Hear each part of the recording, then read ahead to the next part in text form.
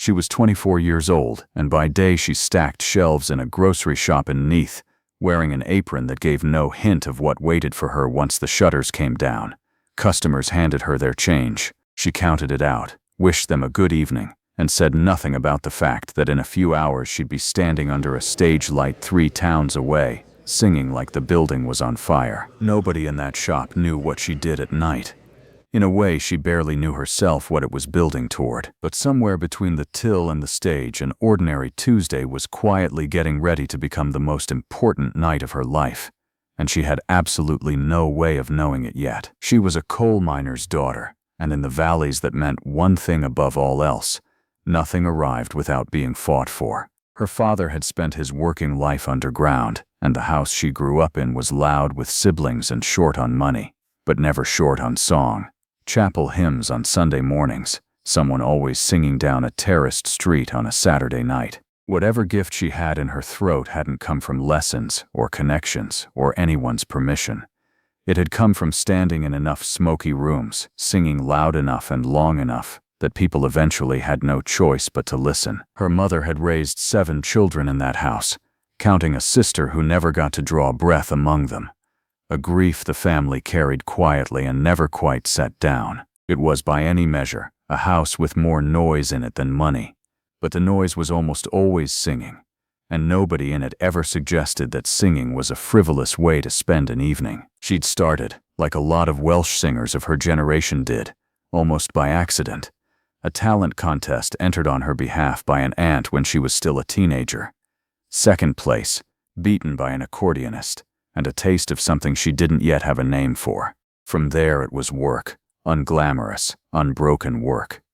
She spent a stretch as a backing singer for a local outfit called Bobby Wayne and the Dixies, learning to read a room from somewhere near the back of the stage, watching how a frontman held an audience and how quickly he could lose one. By 1975 she'd stepped forward into her own band, which she'd named Imagination, with the kind of hope you only get to have before anyone's told you no. And by then she already had someone waiting for her at the end of the nights that ran too late. She'd met a young club manager named Robert Sullivan 5 years earlier, in one of the very venues she was now working her way up through, and they'd married in the summer of 1973. He knew, better than almost anyone, exactly how many nights like this one it took to build toward nothing in particular. He never once suggested she stop. Whatever else this story turns out to be about, it starts with a marriage that had already survived 2 years of exactly this kind of uncertainty, and would go on to survive 50 more. She had a stage name by then, though not the one the world would eventually know. She called herself Shireen Davis, borrowed so she wouldn't be confused with another Welsh singer already making a name for herself. It wasn't glamorous. It wasn't supposed to lead anywhere in particular. It was simply the name on the small posters outside working men's clubs across South Wales, the name a promoter scribbled onto a booking sheet between the bingo night and the darts final. The circuit itself had its own rhythm, and she knew it by heart. A van packed too full of amplifiers. A different town every night of the week, sometimes 2 in one evening if the timing allowed. Load in through a back door that always seemed to be propped open with a fire extinguisher. A sound check nobody really listened to. And then the wait, the part every performer on that circuit understood better than any audience ever could.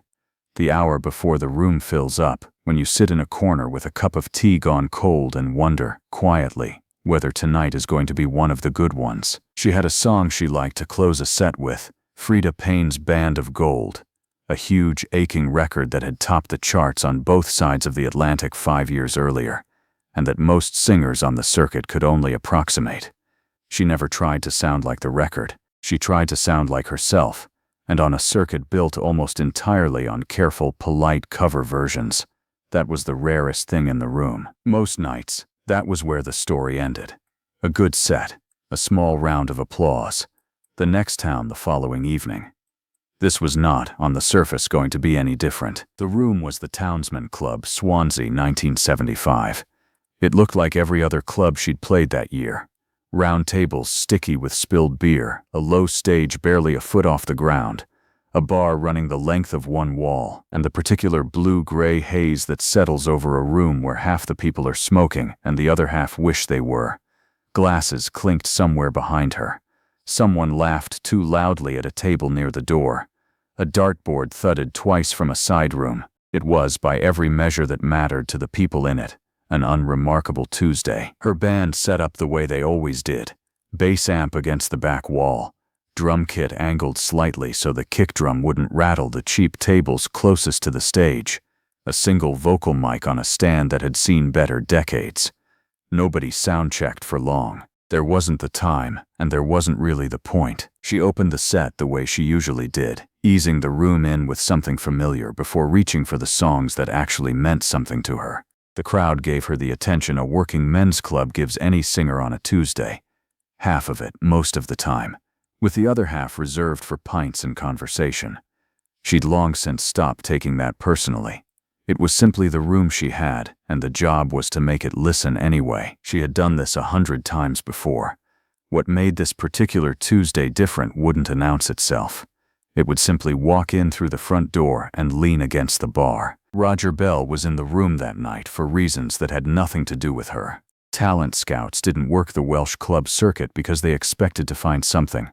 They worked it because it was the job. And the job meant sitting through a lot of unremarkable nights in the hope that, eventually, one of them wouldn't be. He'd built a career out of exactly that patience, driving between towns, sitting through sets that ranged from competent to forgettable, occasionally hearing something that made the drive worth it, more often not. He'd heard 100 singers give 100 credible versions of songs that didn't belong to them. By most accounts of men in his position, he was not an easy audience. And he'd long since stopped expecting a Tuesday in Swansea to be the night that changed anything. He was leaning near the bar, only half listening. A drink in his hand he wasn't in any hurry to finish, running through whatever mental list scouts run through when a night looks like it's going to end the way most of them did. Then the band behind Shireen Davis found the opening bars of Band of Gold, and she stepped up to the microphone. What happened to Roger Bell in the next 3 minutes would turn out to matter more than anything else that happened in South Wales that year, though nobody in the room, including him, understood that yet. She didn't ease into the song. She went straight at it, the way she went at most things. No careful build. No cautious first verse held back for later. The room's low hum of conversation didn't stop all at once. It thinned, gradually, table by table, as more people noticed what was happening on the small stage than had noticed anything on it all night. Something in Roger Bell's corner of the room changed first. The glass in his hand stopped moving toward his mouth. His eyes, which had been drifting somewhere around the middle distance the way a bored professional's eyes do after enough nights like this one, found the small stage and stayed there. It wasn't the song itself. He'd heard Band of Gold covered badly a dozen times that year alone, by singers who understood the melody but not the ache underneath it. It was the voice underneath hers, rougher than the record, more lived in than a 24-year-old grocery shop worker had any obvious right to sound, carrying something that no amount of technique could fake and no amount of rehearsal could manufacture. It sounded, if he'd had to put words to it right then, like a voice that had already lived through the kind of heartbreak the song was only pretending to describe. The label would say later that they'd found her. The truth was closer to the opposite. She'd been there all along, in room after room, waiting for someone in the audience to finally stop looking at his watch. She held the final notes the way she always did, without theatrics, without reaching for a bigger gesture than the song needed. When it ended, the room gave her the kind of applause that was slightly larger than the one it had given the song before. Not a standing ovation, nothing dramatic, just enough of a shift that a couple of people at nearby tables glanced toward the stage a second time, as if checking they'd heard what they thought they'd heard. Roger Bell hadn't moved from the bar. He was, for what may have been the first time that entire tour, no longer thinking about the drive home. She finished the set the way she finished every set. A small nod, a thank you that barely carried past the first row of tables, already thinking about packing up and getting home before the last bus. She didn't know, as she wiped the sweat from her hairline and started coiling a cable, that the ordinary night she thought she'd just had was already over. Roger Bell crossed the room while her band was still breaking down their gear. He introduced himself the way scouts did, quickly, a little formally, aware that most singers on this circuit had learned to be wary of exactly this kind of approach. He told her he worked in the industry, that he spent most of his evenings in rooms like this one, and that he didn't say what he was about to say very often. He told her she needed to come to London, that there was a demo worth recording, that whatever she'd just done to Band of Gold without seeming to try was not something that belonged only to working men's clubs in South Wales. She listened the way you learn to listen after enough nights on that circuit. Polite, unhurried, giving away nothing. She'd heard promises like it before, the way every singer on that circuit had. Plenty of men with business cards had told plenty of women with good voices that they were destined for bigger rooms. Most of those promises evaporated by the following week, forgotten by the men who made them before the singers had even finished hoping. This one didn't, and she wouldn't fully understand why until years later. He wrote a London telephone number on a scrap of paper and pressed it into her hand before she'd fully finished coiling the cable in the other one. It wasn't a contract. It wasn't a promise of anything beyond a train ticket and a few hours in a recording booth. But it was, she would later admit, different from the others. Not louder, not more dramatic, just steadier. A man who looked like he meant it, mostly because he looked like a man too tired to bother saying things he didn't. She told Robert about it that night, the way she told him most things, matter of fact, half expecting it to come to nothing. He'd heard enough vague promises secondhand from enough other singers on that circuit to know better than to get carried away on her behalf.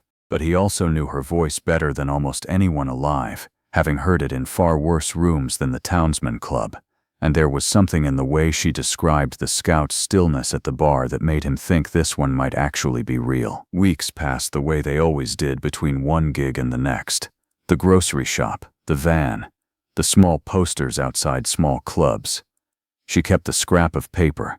She didn't call straight away. Whatever mixture of hope and self-protection kept most singers on that circuit from getting their expectations up too quickly kept hers in check too. She had been prepared for the number to lead nowhere. She had not been prepared for what actually happened when she finally dialed it. When she did call, Roger Bell remembered her immediately, not as one name among the dozens of singers he heard that year, but specifically by the song and the room and the particular quality of a Tuesday night that had stopped being ordinary the moment she opened her mouth. He hadn't forgotten. He arranged the trip to London himself. The train ride felt longer than the miles actually were. She'd been to London before, the way most people from the valleys eventually were, but never for a reason quite like this one. Never with a single sheet of paper in her handbag standing in for whatever came next. The city, when she stepped off the platform, was louder and grayer and far less interested in her than the room she was used to filling with her voice. Nobody there knew her name yet. Not Shireen Davis. Not the one she'd eventually take instead. The demo session itself was small and unglamorous. A modest studio. An engineer she'd never meet again. A handful of takes recorded in an afternoon that would later be remembered, if it was remembered at all, as nothing more than a formality. But it wasn't a formality to her. She sang the way she always sang, the way she'd sung in the Townsman Club and every club before it, without holding anything back for later, because there had never been a later worth saving anything for. What the tape captured that afternoon would end up traveling much further than the small room it was recorded in. She took the train back to Swansea the same day, because there was no reason to stay and no money to justify it. By the following morning she was back behind the till in Neath, counting out change, wishing customers a good afternoon, saying nothing about London to anyone who hadn't already heard. The wait that followed was its own kind of test. Weeks became a month, then closer to 2. She kept working the grocery shop by day and the circuit by night, because a scrap of paper and an afternoon in a studio were not, by themselves, a reason to stop earning a wage. Robert never once suggested she should manage her expectations.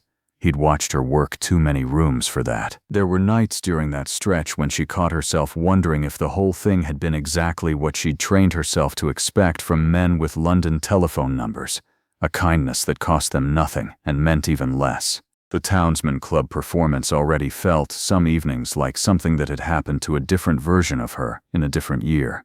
To a woman who hadn't yet learned to stop hoping quite so visibly. She had been prepared for silence. She had not been prepared for how much a single piece of good news arriving late could feel exactly like a held breath finally let go. When the word came back from RCA, it came the way most of these things actually do. Not as a dramatic phone call in the middle of a shift, but as a letter and then a follow-up call to arrange the details. A record deal. Terms that meant almost nothing to her at the time beyond the fact that someone somewhere in London had listened to that demo tape and decided it was worth building something around. She gave her notice at the grocery shop not long after. Nobody there made a fuss about it. She hadn't made a fuss about who she was on the other 6 nights of the week either, and there was a kind of quiet symmetry in that. The version of her that stacked shelves and the version of her that stopped rooms cold had never really needed each other's permission. Her first single under the new arrangement came and went without much notice, the kind of commercial disappointment that ends careers far more often than it launches them. It would have been easy at that point for the whole story to stop there. One promising night in a Swansea club, one label deal, one quiet failure, and a return to the circuit for good. That happened to singers with voices just as good as hers more often than anyone in the industry liked to admit. It looked for a moment like the story might end exactly the way every other scout's promise had ended before it. It didn't. What came next, the sound and the name that would eventually fill arenas, was still ahead of her, built on records that hadn't been written yet, and a voice that hadn't yet been changed by an operation nobody could have predicted. But none of it would have happened at all without a Tuesday night in Swansea. A song that didn't belong to her, and a tired man at the bar who forgot for 3 minutes that he was holding a drink. Within the year, that afternoon in a London studio had become something more solid, a contract with RCA Records. Somewhere in the paperwork of that transition, the name Shireen Davis, itself only ever a placeholder, a way of not being mistaken for someone else, was set aside for good. In its place went a new combination of sounds she simply liked better. Bonnie Tyler. It would be 2 more years before a routine operation and a moment of very human frustration gave that name its most famous quality. The raspy, torn edge the whole world would eventually recognize in half a second on the radio. In 1975, in the Townsman Club, none of that had happened yet. There was only a grocery shop worker with an unmistakable voice, a husband back home who'd never once suggested she stop, a scout who happened to be in the right room on an unremarkable Tuesday, and 3 minutes of somebody else's song that turned out to be the beginning of everything. She never tried to be the singer who sounded like the hit record. She tried to be the one who sounded true, and it turned out that was exactly what the room, and eventually the world, had been waiting to hear. Nobody in the Townsman Club that night knew they'd just watched the opening seconds of a career that would fill arenas on both sides of the Atlantic. They only knew the room had gone quiet in a way rooms like that rarely did, and that a scout who almost never finished his drink had for once forgotten it was even in his hand. There is a version of this story that gets told as pure luck. The right scout, the right club, the right song, on the one Tuesday it happened to matter. It is a satisfying way to tell it, and not entirely wrong. But it leaves out the years of unremarkable nights that came before it. The van rides and the half-empty rooms and the promises from other men that led nowhere.